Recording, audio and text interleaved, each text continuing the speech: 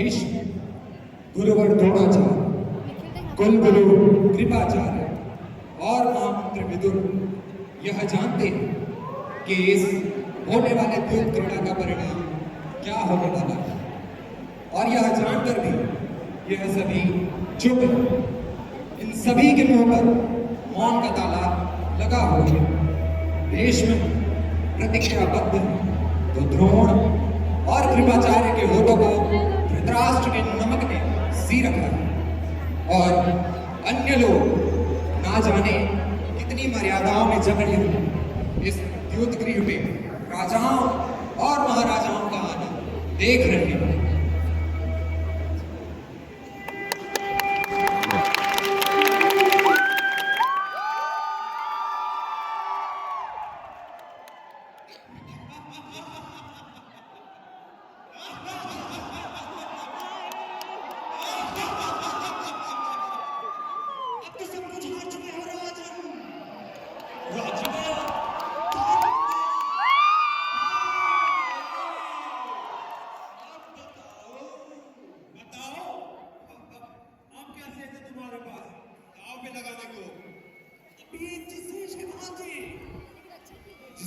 लगाने के बाद पांडवों के हाथ से सब कुछ चला जाएगा।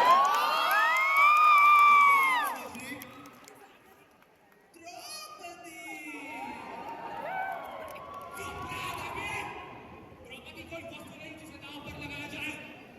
भीम, सभा में नियम चलते हैं, भावनाएं नहीं। और वैसे भी युधिष्ठिर ने स्वयं उदाव किया है। क्यों मित्र? अवश्य। क्यों राजन, लगाते हो दांव?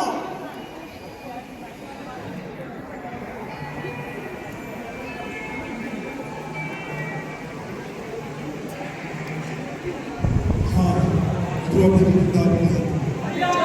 सात भाइयों, मुझे विश्वास है इस बार हम अवश्य जीतेंगे।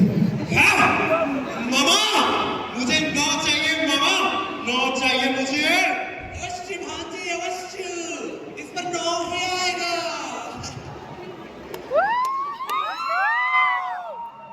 मेरी सेना आखिरी बार सामने।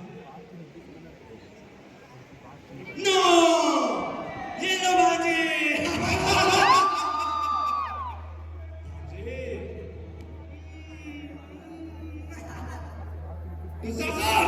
जी भैया, जाओ उस दासी को से कब्ज से कैसे से पकड़ के घसीट के ले आओ। अभी लाया।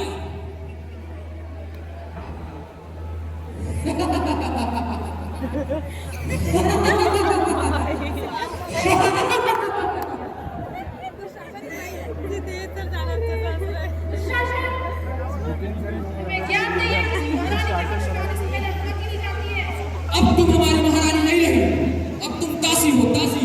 ये कैसी अपमानजनक बातें कर रहे हो? चुप कर दासी, चल मेरे साथ सभागृह में। दुशासन, ये क्या कर रहे हो?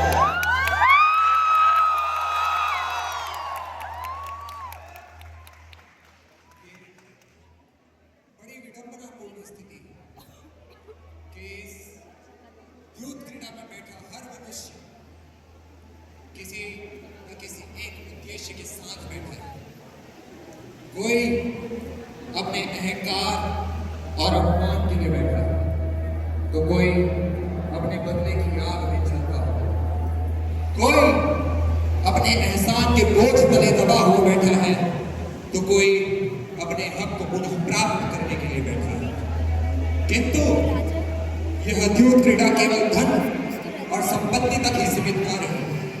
यह द्यूत क्रीड़ा निर्जीव वस्तुओं से बढ़कर एक स्त्री तक को वस्तु की भांति सोचकर इस द्यूत क्रीड़ा में प्रस्तुत करने को आतुर हो चुकी है। और यहाँ बैठे सभी महारथी अपनी प्रतिज्ञाओं और धर्म के आगे मौन साधे बैठे, ना ही महाराज धृतराष्ट्र कुछ कर पा रहे। ये युवा नहीं, मेरे वंश का विनाश है। मैं चाहकर भी कुछ नहीं कर सकता। ना ही महामंत्री विदुर कुछ कर पा रहे। पितामह, जहाँ लोक नीति बन जाए वहाँ विनाश आदेश बन जाता है। अभी भी समय है पितामह, इस खेल को रोक लो। और गंगा पुत्र भीष्म भी आज विवश बैठे। विज्ञान मुझे बांध लिया है विदुर। धर्म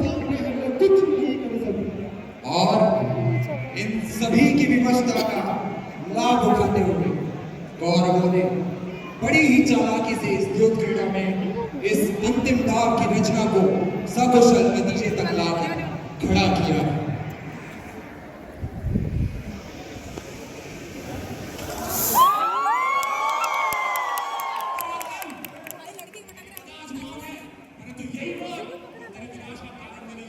खाते में धनुष है और धर्म की बेड़ियों ने मेरे हाथ जकड़ रखा है। दुर्योधन, तुमने जो बीज बोया है वह युद्ध बनकर होगा।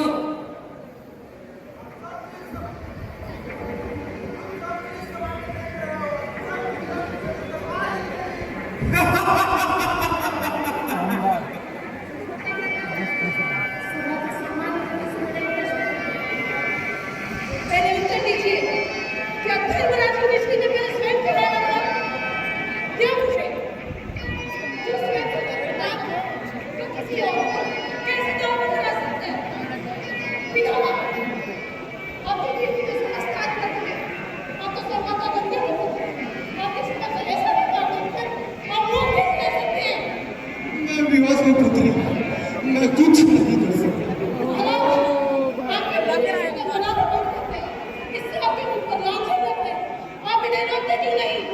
पुत्री, मैं राजा हूँ, एक तो मैं विवश बन रही, मैं कुछ नहीं कर सकता।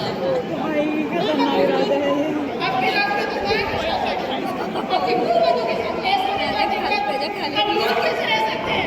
राजकुमार दुर्योधन, यह अनुचित है। काकाजी, उचित अनुचित का पाठ आप मुझे मत पढ़ाइए।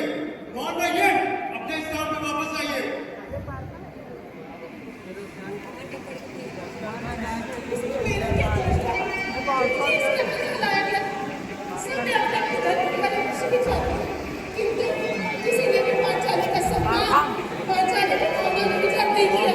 चुप कर दासी।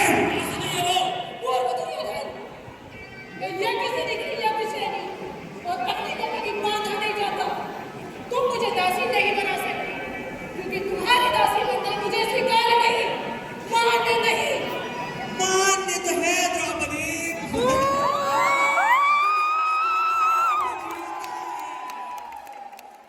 सही कहा मामा श्री, जो स्त्री दांव पर आने गई हो, दासी ही होती है। ये पास तो तुम्हारी रक्षा कर नहीं सके, इसलिए आओ और मेरे मित्र दुर्योधन की गोद में बैठ जाओ। पांच पतियों वाली तो तुम पहले से ही हो, तो फिर छठे का हाथ थामने में हानि ही क्या? जो स्त्री पांच पांच पतियों के साथ रहती हो, वो स्त्री स्त्री नहीं, वैश्य होती है।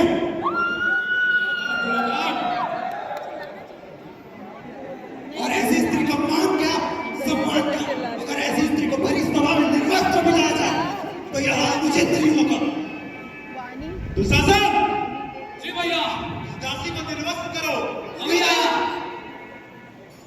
अधर्म के बात पर मत चलो, तुम अपनी सीमा नाम रहे हो। काकाजी, आपका कार्य सलाह देना है, राज्यसभा को किसमें भाग करना नहीं। मेरा धर्म अधर्म देखकर मौन रहना नहीं सिखाता। मौन रहिए और अपने स्थान में वापस रहिए।